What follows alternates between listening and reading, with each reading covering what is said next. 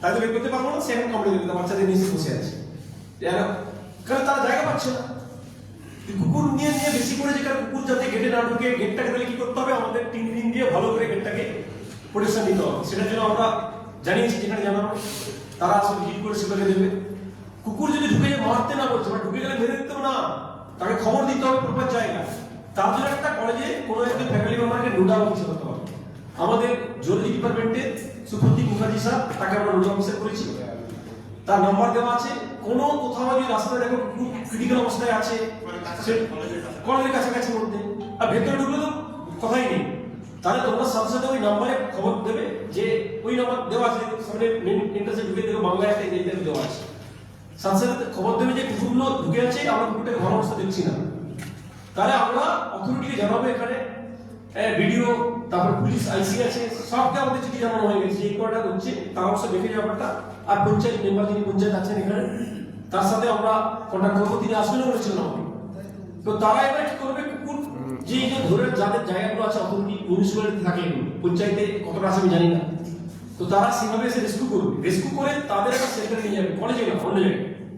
তারপরে কলেজটাতে কোনো স্ট্রে ডগ যেগুলো, তাকে রাখা যাবে না। হ্যাঁ, আর যদি চলে আসে, তারা এই যে প্লাস্টিক টাস্টিক ভাঙা থাকলে সেটা রিপেয়ার করতে বলছে, সেগুলো আমরা একটু সার্ভে করে দেখলাম কোন জায়গাগুলো খারাপ আছে, সেগুলো আমরা প্লাস্টিকটা এই ফাঁকে আমরা প্লাস্টিকটা করে দিতে পারবো। সরকার এগুলো ছেড়ে দেবে, এই সুপ্রিম কোর্টের অর্ডারটা গেলেই পিডব্লিউডি আসবে, সবাই আসবে। এবারে দুটো গেট, ওই যে গ্রিল গেটগুলো ফাঁকা, কুকুর ইজিলি চলে আসবে। তো সেগুলোকে দেখবে, কোনো কোনো কলেজে দেখবে গেটের বাইরের দিকেও না কি সুন্দর করে টিন প্লেট দিয়ে সুন্দর করে ওরা করেছে, কেউ একটাও ঢুকতে পারবে। তো সেই টাইপের করতে হবে আমাদের, মানে কলেজের ভিতরে কি আছে দেখতে পাবে না। তো এইগুলো করতে হবে আমাদের।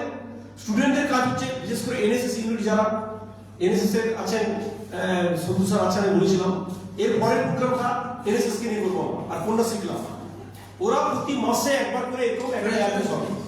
অ্যাওয়ারনেসটা মেন হচ্ছে রাস্তার কুকুর অ্যাটাক হচ্ছে, কেউ মারছে ধরে, তাদের কি করছে না, সেইগুলো জানতে পেরে সাথে সাথে আমরা এটা অ্যাকশন দেবো। তোমাদের কাজ হচ্ছে আমাদের নোডাল অফিসারকে জানাবে, আর কোনো কাজ হবে নোডাল অফিসার এবারে যা জানানো যাকে যেমন জানাবে, সেইভাবে কুকুরগুলোকে আমরা এখান থেকে নিয়ে তাদের পার্টিকুলার সেন্টারে নিয়ে যাবো, তাদেরকে স্টেরিলাইজেশন করা, এইসব করিয়ে কুকুরদের যাতে সাথে তারাও থাকতে পারে। আর এডুকেশন ইনস্টিটিউটে কেন থাকতে হচ্ছে না, কারণ ওরা এখানে হসপিটালে যাবে, কলকাতা মেডিকেল কলেজ ফলে দেখবে বিশাল অবস্থা, ওদেরকেও বলছে। এই অর্ডারটা শুধু আমাদের নয়, মেডিকেল কলেজেও দিয়েছে, সেখানে গিয়ে দেখবে কুকুরের সংখ্যা প্রচুর, এবং অনেক কুকুর ভালো অবস্থায় নেই, তারা পেশেন্টের বাড়ির লোকে কামড়ে দিচ্ছে, নানা সমস্যা তৈরি করছে। তো তাদেরও এইসব আমাদের থেকে বেশি অ্যাকসেপ্ট করতে হচ্ছে তাদের। তো এটা আমাদের নয়, সারা ভারতবর্ষ জুড়ে সমস্ত এডুকেশন ইনস্টিটিউটে এই অ্যাওয়ারনেসটা আজ থেকে শুরু হলো। হ্যাঁ, এবারে উনি কিছু আজকে বলবেন। হ্যাঁ, আমাদের সৈকত স্যার, উনি এই সাবজেক্টের, ঠিক আছে, এই বলে আমি এখানে শেষ করলাম। সৈকত স্যারকে আসার জন্য বলছি।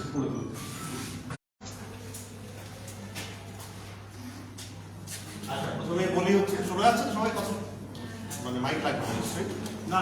2030 মধ্যে মানে চাকরিগুলো বললেন না, এই ছাড়া সেই অংশগুলো আমি জানি 2030 মধ্যে আসলে অল দিস পাস অ্যাবাউট যেটা, সেটা হচ্ছে 2030 মধ্যে ওয়ার্ল্ড হেলথ অর্গানাইজেশনের একটা টার্গেট আছে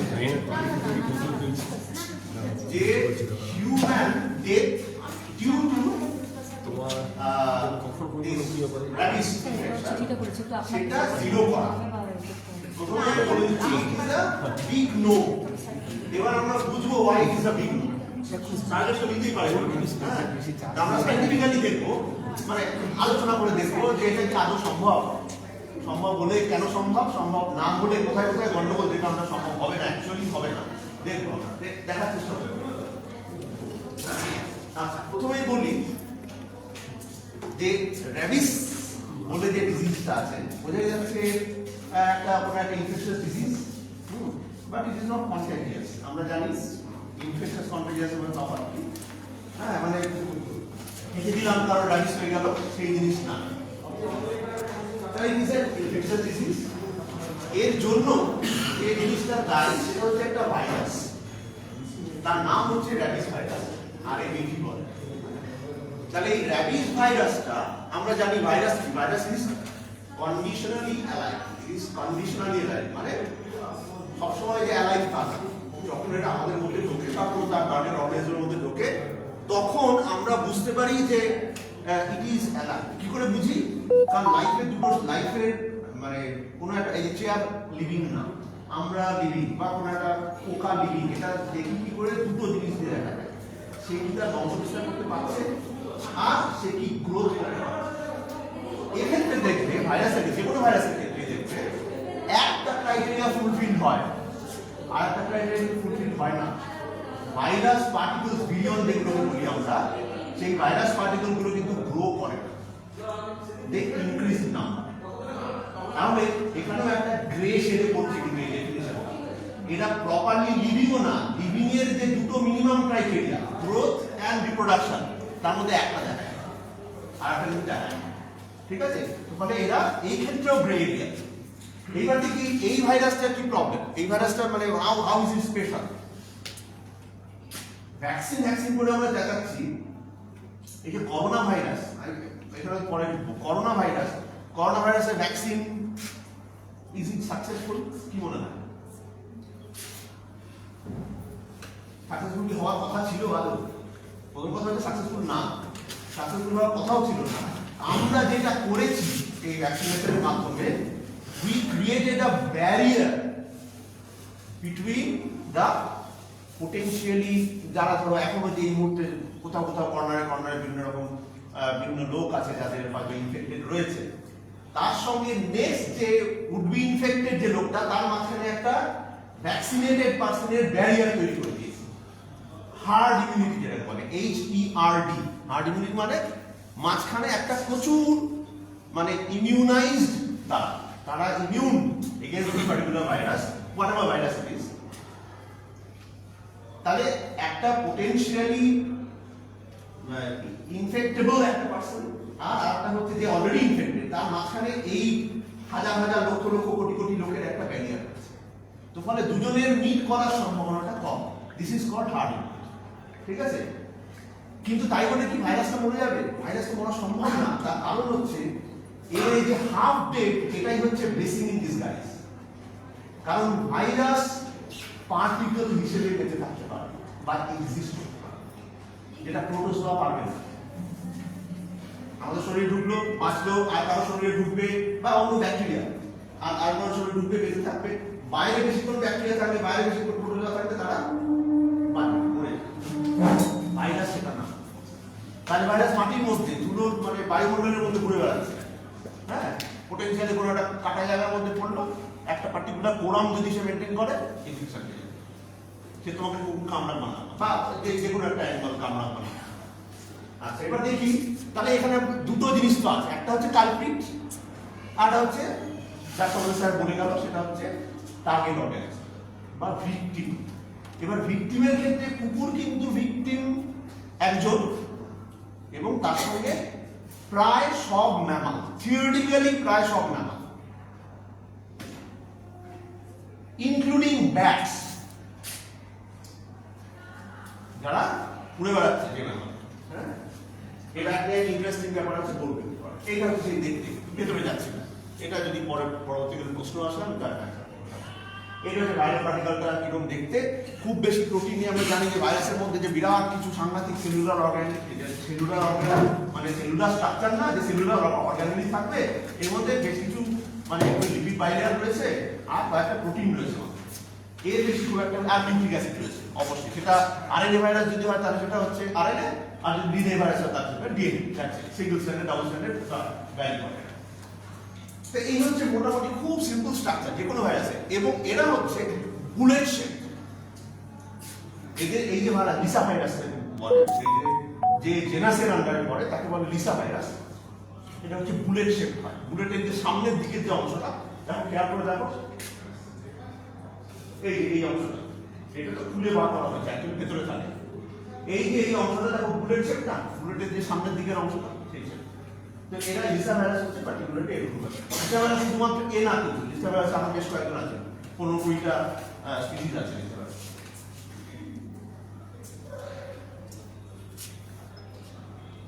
এটা হলো সম্বন্ধে কি কি প্রোটিন আছে সেগুলো বলছি। প্রশ্ন পরে বলে আমি সেখানে আমি স্কিপ করে যাচ্ছি। এবার লিসা ভাইরাস ডাইভার্সিটি, যেটা একটু আগে বলছিলাম, সেটা কি? ডিস্ট্রিবিউশন, প্রথম কথা হচ্ছে গ্লোবাল ডিস্ট্রিবিউশন।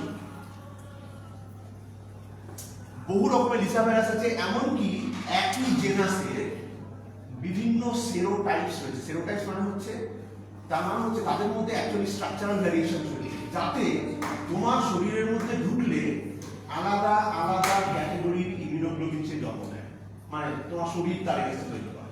ফলে ওগুলো সব আলাদা আলাদা টাইপের সেল। যারা সায়েন্সের লোক বুঝতে পারবে, বায়োসায়েন্সের লোক বুঝতে পারবে। এবার হচ্ছে কি, several other Lisa viruses are there that cannot also cause fetal redundant disease. সব লিসা ভাইরাস মানেই যে তারা একদম ফেটাল ডিজিজ করছে তাও কিন্তু না, তার কারণগুলো আমরা পরে দেখবো, মানে আসছে। মানে 4-5টা ক্যাটাগরি আছে যারা হচ্ছে ফেটাল, তার মধ্যে এই র্যাবিসটা, মানে আমাদের যে ডগ রিলেটেড যে র্যাবিসটা বা আমাদেরকে যারা এফেক্ট করে, যে ক্যাটাগরির যে র্যাবিস ভাইরাস করে, সেটা হচ্ছে ফেটাল, 100% ফেটাল। এই যে 14 এ দেখো দেওয়া আছে, এখানে 14 কে একটু ছোট লেখা হয়ে গেছে। যদি রিজার্ভ আছে লেন হলে geography restricted, they can also minimum more, এই যাও নেই, পরে আলোচনা হবে একটু যদি আসে। মোট কথা হচ্ছে র্যাবিস ভাইরাসের ভ্যারাইটি রয়েছে, টাইপস রয়েছে, সবাই যে ফেটাল তা কিন্তু না। Sorry, rabies virus, Lisa virus, তার মধ্যে র্যাবিসটা হচ্ছে ফেটাল। এইবার আমরা অ্যাকচুয়াল ঘটনায় চলে আসি। আমাকে একটা কুকুর কামড়ায়, তারপর থেকে কি কি ঘটনা ঘটেছে তার থেকেই বুঝবো যে কেন এটা fatal. The way it moves, যে রাস্তা দিয়ে মুভ করে, সেটাই এনশিওর করে যে ফেটাল হয়। ফেটাল হওয়ার কারণটা ব্যাখ্যা করার চেষ্টা করি। তাহলে কি হচ্ছে, আমাকে পায়ে এখানে কামড়ানোর পর দেখবে আমরা এই যে ভ্যাকসিনেশন শিডিউল যেটা বলি, ধরো যে খুব অ্যাজ আর্লি অ্যাজ পসিবল তুমি ডাক্তারের কাছে যাও, as early as possible vaccine নাও। Why as early as possible? সেই টাইমটা কিন্তু অ্যাকচুয়ালি 4-5 দিন, 7 দিনের আগে তো অবশ্যই। গোল্ডেন উইন্ডো হচ্ছে উইদিন 48 আওয়ার্স। কেন 48 আওয়ার্স বলছি? সেইটা হচ্ছে এই যে আমাদের কামড়ালো, এবার যেখানে কামড়ালো সেখানে হচ্ছে তোমার ব্যারিয়ার পাংচার হলো, নিয়ে মাসেলে ওদের দাঁতটা যেহেতু বড়, তার মানে মাসেলও পাংচার হবে, ধরে নেওয়াই যেতে পারে মাসেল পাংচার হয়েছে। এগুলো ডিপ উন্ড বলে।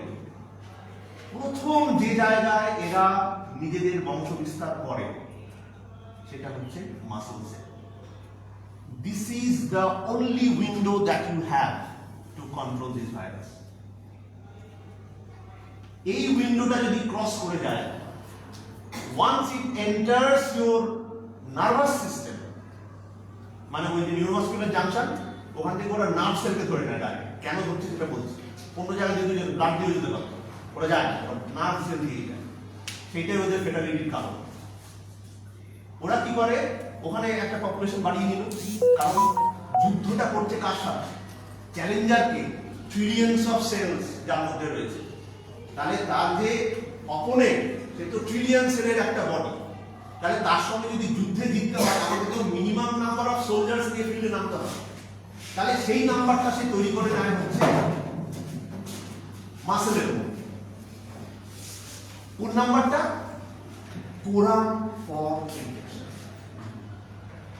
সাকসেসফুলি ওকে যদি আমাকে হারাতে হয় যুদ্ধে, তাহলে যে পরিমাণ, যে সংখ্যক ভাইরাল পার্টিকেল থাকলে ভালো হয়, সেইটা ও মাসেলে এনশিওর করে নেয়। তার কারণটা কি? তার কারণ হচ্ছে এইবার তার জার্নি শুরু হবে। জার্নিটা কিসে? It will be through nerve, not even nerve, neurons. তাহলে নিউরোমাসকুলার জাংশন থেকে ওরা সোজা নার্ভের পাত ধরবে। কারণটা কি? এবং তারা যখন ঢুকছে সেলের মধ্যে, একদম যেটাকে বলে একদম স্নিকি পিকি, যেটাকে বলে they are very picky in choosing their pathway, যেটা দিয়ে তারা যাবে, and they are very sneaky also. তাহলে ওরা লুকিয়ে যাওয়ার চেষ্টা করে। এইবার নার্ভাস সিস্টেম সম্বন্ধে আমরা হয়তো পড়েছি, পরের দিকেও আছে দেখছে, there is a terminology called blood brain barrier. In our body there are 3-4 areas, 3-4 regions বা organs, যেগুলোকে আমরা বলি হচ্ছে ইমিউনো প্রিভিলেজড সাইটস। মানে যেখানে আমাদের ইমিউন সিস্টেমকে কাজ করতে দেওয়া হয় না ফর আওয়ার বেটার। আমাদের ইমিউন সিস্টেম মানে আমাদের private army that we having inside our body. তাহলে তাকে অ্যালাউ করা হয় না ওখানে কাজ করতে। কি কি জায়গা সেগুলো? লিভার, টেস্টিস, ওভারি, ব্রেন, এই চারটে জায়গা মোটামুটি মোরালেস, এর বেশি খুব একটা নেই। তাহলে এইখানে কি, এইখানে ইমিউন সিস্টেমকেও কাজ করতে দেওয়া হয় না। তার কারণ হচ্ছে অনেক সময় ইমিউন সিস্টেমকে অন করেছে বডি, কিন্তু ডিসরেগুলেশনের জন্য অনেক সময় ইমিউন সিস্টেমকে অফ করার ক্ষমতা হারিয়ে থাকে, যেটা ইমিউনোপ্যাথোলজি তৈরি করে। মানে যখন তোমার ইমিউন সিস্টেম তোমার শরীরকে মারছে, এইরকম সেন্সিটিভ জায়গা ব্রেনে যদি এই ধরনের ঘটনা ঘটে, তাহলে এটা তো সাংঘাতিক অবস্থা হবে। ব্রেন যদি ব্রেন সেল, আমরা কি জানি ব্রেন সেল আমরা জানি G0 তে থাকে, জুলজি স্টুডেন্ট। তার মানে brain cell very active cell, but it is not dividing and it won't divide. 99.99% of brain cells will never divide. তাহলে এইরকম একটা জায়গায় একটা ইনফেকশন ঢুকেছে, ইনফেকশন নিজের মতো ছড়াচ্ছে, ঠিক আছে, তাও তো বেঁচে থাকার সম্ভাবনা আছে, কিন্তু আমার ইমিউন সিস্টেম ঢুকে যদি আমাদের সেলগুলোকেই মারতে শুরু করে দেয়, তাহলে তো আরো সাংঘাতিক অবস্থা। ফলে ইমিউন সিস্টেমকে অ্যালাউ করা হয় না।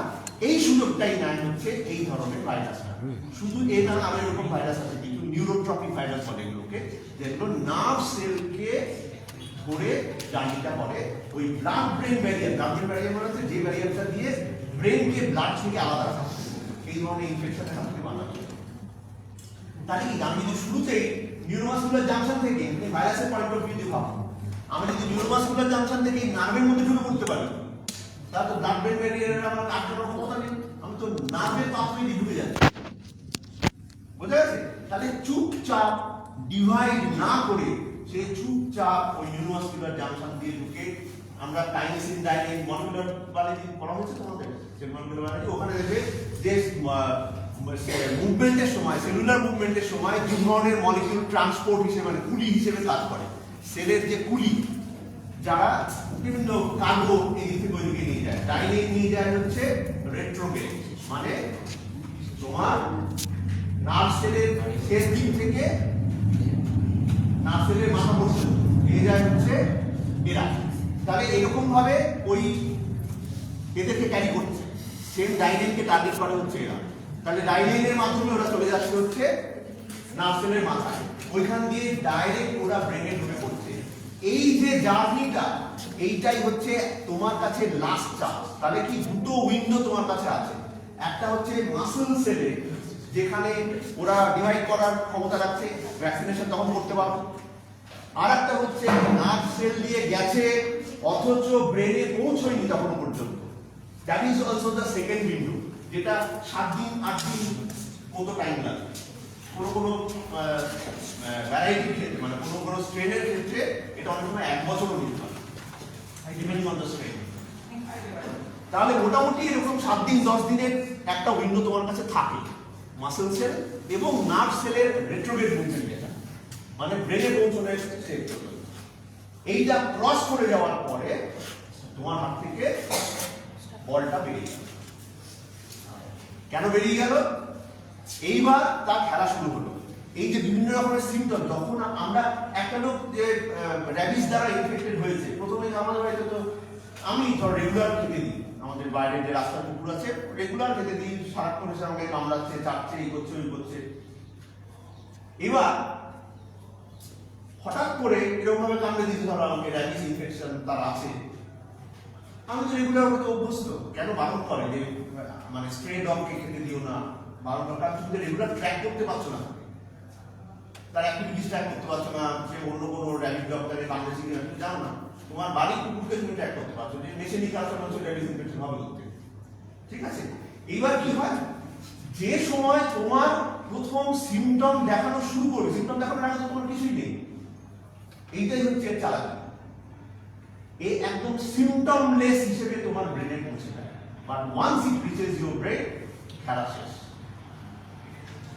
You start expressing the symptoms. এটাকে বলা হচ্ছে সেন্ট্রিফিউগাল ফেজ। সেন্ট্রিপেটাল মানে যেটা বৃত্তর বাইরে থেকে ভেতরের দিকে আসে, ফিজিক্স আমরা পড়েছি, আর সেন্ট্রিফিউগাল মুভমেন্ট যেটা ভেতর দিক থেকে বাইরের দিকে যায়। কোথায় যাচ্ছে? লালা গ্রন্থিতে।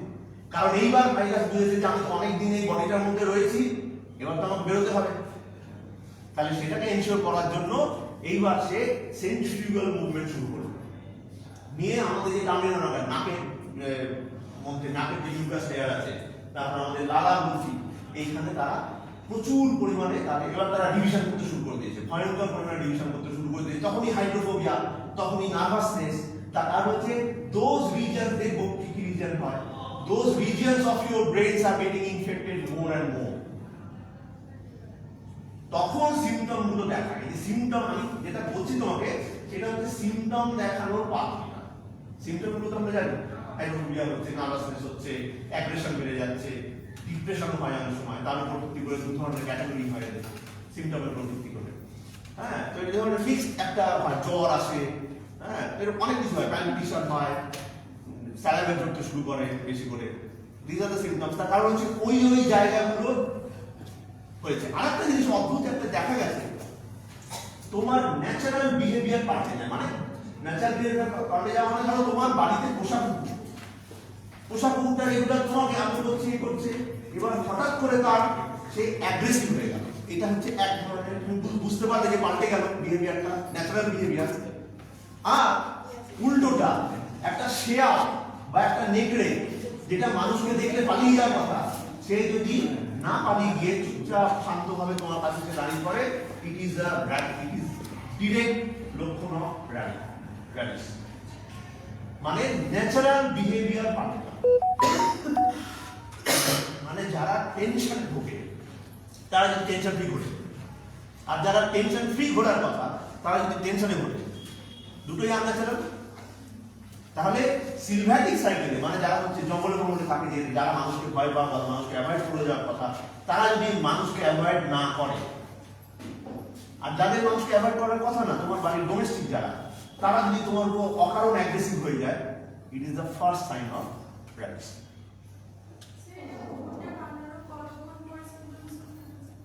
আমি তো বললাম 1 বছর 2 বছরও হয়। হাতিকে যদি কামড়ায়, হাতি 2 বছর পর সিমটম দেখাবে। It depends on the age, the species, and the size of the species. Age of the species, age of the individual, the species, and the size of the individual. Are extent of bite. তোমার scratch হয়েছে নাকি তোমার muscle puncture হয়েছে, এই সব কিছু নির্ভর করে, এই সব কিছু নির্ভর করে হচ্ছে কতদিন লাগে। ফলে ওই নাম্বারে দিও না। গোল্ডেন উইকটা হচ্ছে তোমার একদম ডিপেস্ট পাংচার যদি হয়, আমি একদম সবচেয়ে খারাপটা ভাবেই দিই, তাহলে ডিপেস্ট পাংচার যদি তোমার কাছে নিশ্চিত 48 ঘন্টা আছে, মানে 48 ঘন্টার মধ্যে তুমি যদি ভ্যাকসিন দিয়ে দাও, ইউ আর 99.99% সেফ। তাহলে এইটা হচ্ছে সেই রুটটা দেখানো হয়েছে, যে রুট দিয়ে এই ভাইরাস পার্টিকুলার যাচ্ছে, 100+ ট্রান্সপোর্ট। ঢুকছে সেটা বলছিলাম আর কি। এইটা হচ্ছে নিউরোমাস্কুলার জাংশন। এই যে নিউরোমাস্কুলার জাংশন, এখান থেকে ভাইরাল পার্টিকুলগুলো ডিভাইড করে অনেকগুলো নাম্বার বাড়িয়ে তারপর ভাইরাল পার্টিকুলগুলো এখান থেকে বেরোচ্ছে, নিয়ে হচ্ছে নার্ভ টার্মিনাল, এখান দিয়ে ঢুকছে এবং চুপচাপ আননোটিস নার্ভ পাথরে দিয়ে তারা ঢুকে সোজা রওনা দিয়েছে কোথায়, ব্রেনে। এবং এইটা হচ্ছে এই যে ফেজটা অ্যাসিম্পটোমেটিক ফেজ, কিচ্ছু বুঝতে পারে না, because they are not dividing, they are not disturbing the physiology of the cell. ফলে তুমি নিউরোনাল অ্যাক্টিভিটি সবকিছু, হাসি কান্না গান সবকিছু করছো, কোনো অসুবিধা নেই।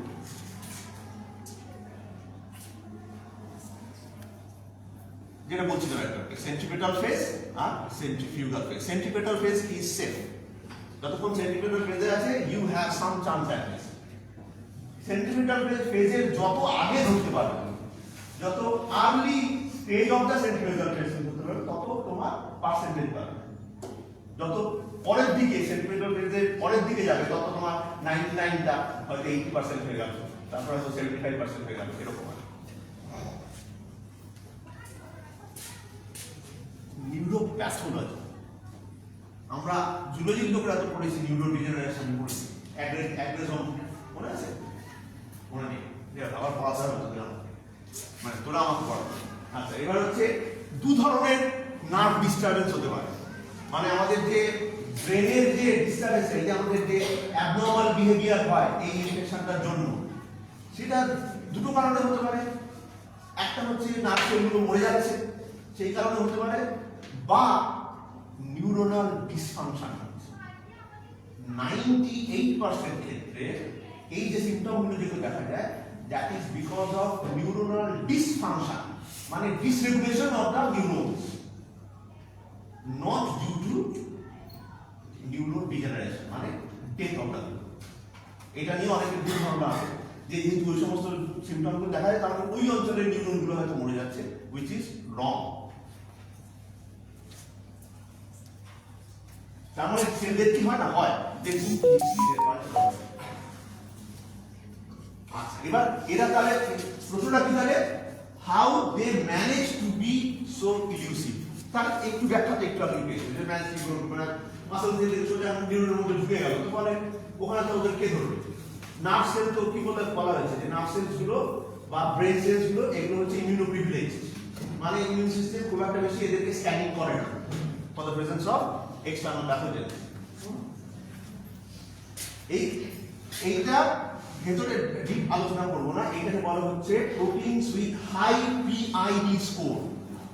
সাকসেসের একটা বড় কারণ হচ্ছে ওই যে 5টা প্রোটিন বললাম ওদের মধ্যে রয়েছে, ওই 5টা প্রোটিনের হাই পিআই, এটা অনেক খুঁজে বার করলাম ওই প্রশ্ন করতে করতে, হ্যাঁ, যে কি আসলে হচ্ছেটা কি, মানে বাকি ভাইরাসও পাচ্ছে না এত সাকসেসফুল হতে, এদের মধ্যে কি এমন ঘটনা ঘটলো যেটা এত সাকসেসফুল হয়ে যাচ্ছে, মানে 100% কিল করে দিচ্ছে হিউম্যানের মধ্যে এরকম পাওয়ারফুল অ্যানিমালকে, এত স্ট্রং ইমিউন সিস্টেম আছে।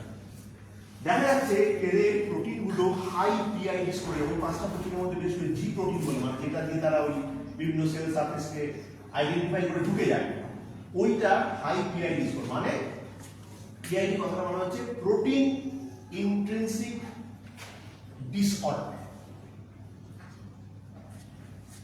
প্রোটিন ইন্ট্রিনসিক ডিসঅর্ডার, এবং তার ফলে একটা ঘটনা, একটা ফেনোমেনন ঘটে যেটাকে বলে প্রোটিন মুনলাইটিং এফেক্ট। হ্যাঁ, প্রোটিন মুনলাইটিং এফেক্ট মানে হচ্ছে আমরা প্লিওট্রপিজম করেছি, যে কোনো একটা জেনেটিক চেঞ্জ হলো, তার জন্য তুমি এক্সপেক্ট করছো যে ওই জেনেটিক চেঞ্জের জন্য একটা চেঞ্জ হবে, কিন্তু একটা ম্যাসিভ বিভিন্ন রকমের চেঞ্জ হতে শুরু করতে হবে। এটা হয় জিনের চেঞ্জ, এটা হয়। This is one example of protein প্লিওট্রপিজম।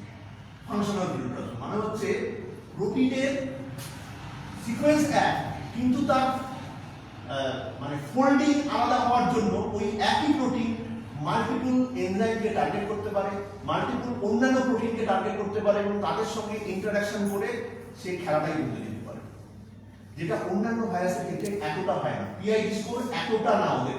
PID score মানে প্রোটিন ইন্ট্রিনসিক ডিসঅর্ডার, মানে প্রোটিনের মধ্যে ইন্ট্রিনসিক্যালি প্রোটিনটা কত রকম ভাবে মডিফাই করতে পারে নিজেকে উইদাউট চেঞ্জিং দ্য সিকোয়েন্স। এই প্রোটিনটা অসম্ভব বেশি, যে কারণে সে একটা প্রোটিন হয়ে সে মাল্টিপল ফাংশন করতে পারছে। তাহলে ফাংশনাল প্লিওট্রপিজম দেখা যায়। সাপ্রেস ইন্টারফেরন আপরেগুলেশন, আমরা জানি ভাইরাল ইনফেকশনের ক্ষেত্রে একদম ফার্স্ট লাইন অফ ডিফেন্স হচ্ছে আমাদের intracellular, first line of defence হচ্ছে ইন্টারফেরন আপরেগুলেশন, আলফা ইন্টারফেরন। তোদের ইমিউন সিস্টেম পড়ানো হয়নি এখন, ইংরেজি পর্যন্ত। তাহলে হচ্ছে আলফা ইন্টারফেরন, এরা কি করে, প্রথমে ঢুকেই হচ্ছে ইন্টারফেরনটাকে ডাউন রেগুলেট করে দেয়। তো ফলে যতটুকুও বা এদের ধরার একটু সম্ভাবনা ছিল সেলের মধ্যে, সেটাকেও বন্ধ করে দেয়। PID in protein members interferes with pyroptosis. আগের দিন বলেছিলাম apoptosis, program cell death, এগুলো synonymous না। This is a new type of program cell death that is happening inside those cells that are being affected by this particular virus. তারা কি করে, inflammatory program cell death। program cell death এর apoptosis ভাষাটা আমরা কি দেখেছি, anti inflammatory। This is inflammatory program cell, special type of program cell। তো ফলে একদম অচেনা, সবকিছুই অচেনা হচ্ছে, যার সঙ্গে মানুষ অ্যাজ আ হোস্ট অভ্যস্ত না। বুঝা গেছে? তো ফলে এইগুলো হচ্ছে এর তুরুপের তাস, আর যেগুলোকে একসঙ্গে সবকটাকে কাজে লাগিয়ে এ অতদিন আনডিটেক্টেড বেঁচে থাকতে পারে, এবং বাই দ্য টাইম সে অ্যাকচুয়ালি নিজেকে এক্সপ্রেস করতে শুরু করেছে, you have lost that golden, you have passed that golden window of intervention. PID, protein members, interferes with pyroptosis.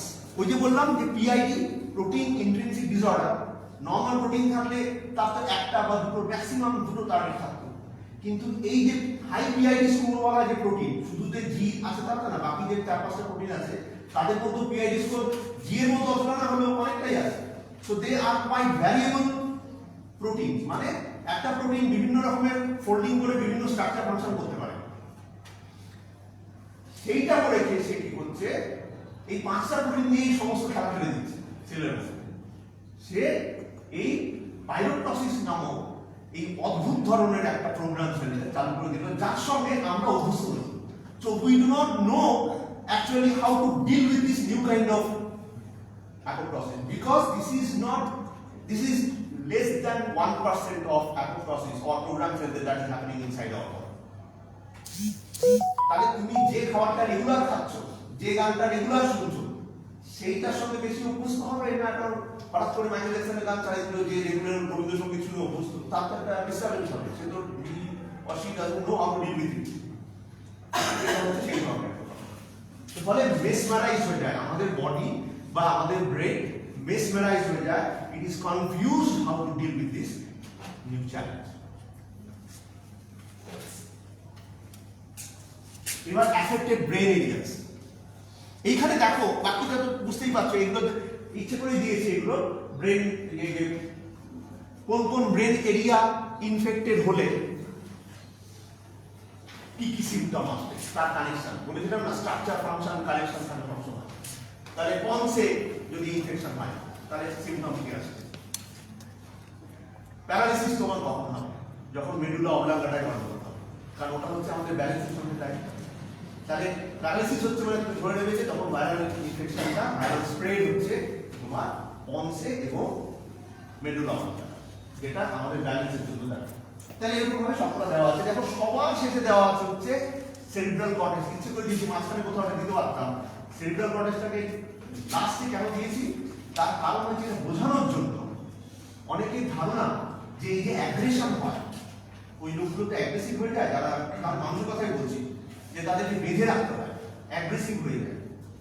কিন্তু তুমি মানে বিশেষ করে কখন, যখন তাকে জল ফল বা খাবার টাবার দিতে যাচ্ছে, তখন সে অ্যাগ্রেসিভ হয়ে যায়।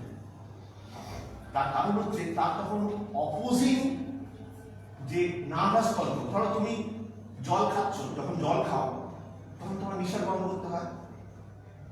এটা কি হচ্ছে, তোমার সামনে যদি জলটা নিয়ে আসে, ওর সঙ্গে সঙ্গে ব্রেনে একটা রিফ্লেক্স যাচ্ছে যে এবার আমাকে জল খাওয়ানো হবে, ফলে আমার নিঃশ্বাস বন্ধ করে ফেলতে হয়। দুটো কাজ একসাথে হয়ে যাচ্ছে, উল্টো দিকে হচ্ছে, নিঃশ্বাস খোলা যাচ্ছে, জল খাওয়ার হচ্ছে, ফলে তখন হচ্ছে নার্ভাস হয়ে যায়, অ্যাংজাইটিতে ভোগে যে আমার এখন এর মধ্যে ঢুকে যাবে, সেইটা অ্যাগ্রেশন হয়ে যাবে। বুঝা গেছে? কেউ কেউ দেখবে ঝিমিয়ে পড়েছে, একদম ঝিমিয়ে পড়েছে। প্রথম যারা যেটাকে এফেক্ট করে, এটা অ্যাগ্রেসিভ হয়ে যায় কেন? কারণ আমরা জানি আমাদের যে ইমোশনটা, অ্যাগ্রেশন এবং সাবডিউড নেচার, এই দুটো মানে অ্যাক্সেলারেটর আর ব্রেকের মতো। একটা হচ্ছে কোলিনার্জিক, মানে অ্যাসিটাইলকোলিন দ্বারা এক্সাইটমেন্টটাকে কন্ট্রোল হয়, আর হচ্ছে গাবার্জিক, মানে গাবা যে সমস্ত বার করে নিউরোগুলো, এরা প্রথম ইনফেক্ট করে হচ্ছে গাবা। তার মানে তোমার গাড়ির ব্রেকটাকে নষ্ট করে দিয়েছে। তাহলে তুমি ইমোশনালি হাইপার চার্জ হয়ে যাবে, এক্সাইটেড হয়ে যাচ্ছ, কিন্তু এটাকে ব্রেক করতে যে তোমাকে আবার ফিরিয়ে আনতে হবে, সেই জায়গাটায় এরকম করে বসে আছে, because those cells are active. ফলে অ্যাগ্রেশনটাই বেশি হয়, 90% ক্ষেত্রে হচ্ছে অ্যাগ্রেশন। আর সেরিব্রাল কর্টেক্স লাস্টে অ্যাফেক্টেড হয়, তার মানে হচ্ছে এটা বোঝানো যায়, তুমি যদি একটা ওই পেশেন্টের সঙ্গে নরমালি খাওয়া দাওয়া দিচ্ছ না, জল দিচ্ছ না, এই অবস্থায় যদি কথা বলো, এই পেশেন্ট পারফেক্টলি নরমালি কথা বলছে তোমার সাথে, কোনো অ্যাগ্রেশন নেই, কিছু নেই, নাথিং।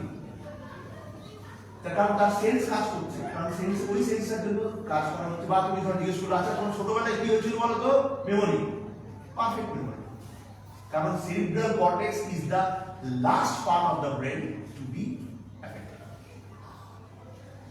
বেশিরভাগ পেশেন্টের ক্ষেত্রে সেরিব্রাল কর্টেক্স অ্যাফেক্টেড হওয়ার আগেই সে মারা যায়।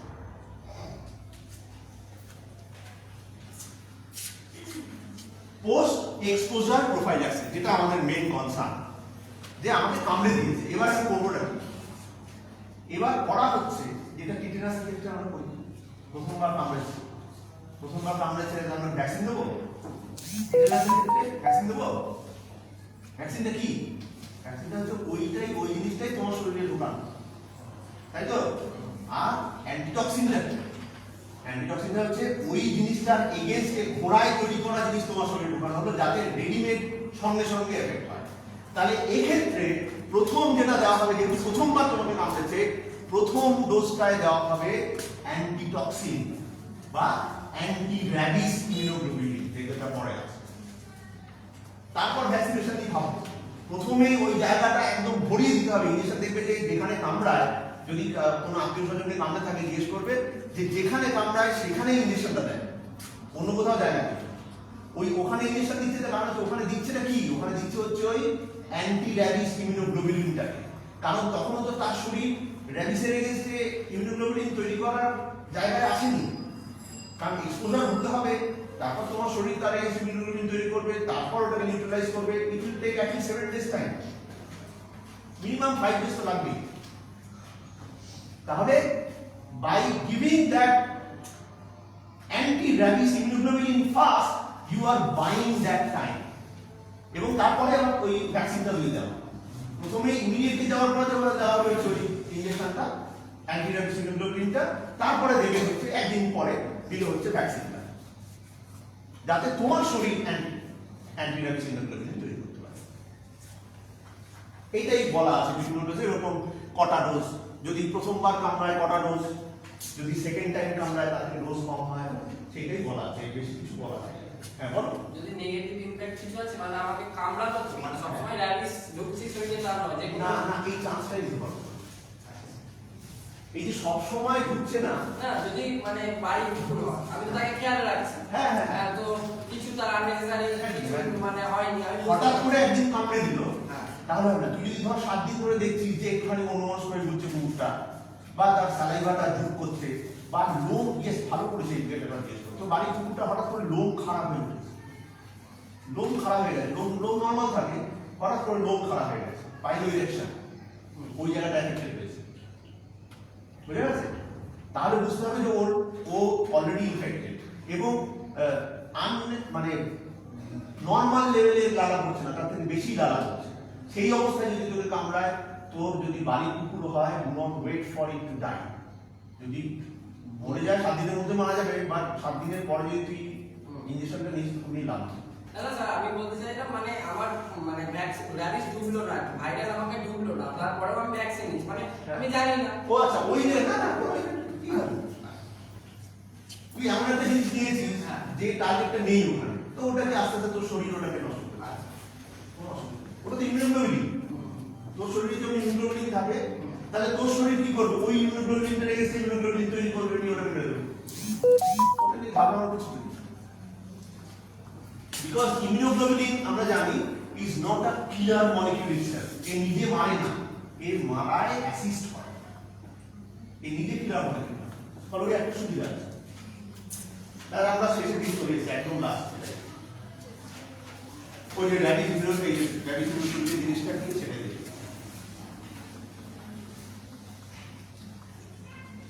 ভ্যাকসিন দু ধরনের দেওয়া হয়, একটা হচ্ছে কিল ভ্যাকসিন, আর হচ্ছে লাইভ অ্যাটেনুয়েটেড ভ্যাকসিন।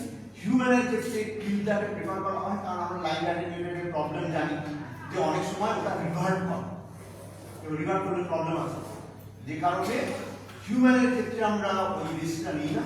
হিউম্যানের ক্ষেত্রে কিল ভার্সনটা দেওয়া হয়, আর অ্যানিমালের ক্ষেত্রে ওই খাবার দাবার বা জলের সাথে এই লাইভ অ্যাটেনুয়েটেড ভার্সনটা মিশিয়ে খাওয়া। এই হচ্ছে টোটাল বলবো, এর বাইরে ব্যাপারে কিছু নেই। These are some of the references that I consulted. Thank you. I have a question to ask. Happy to answer.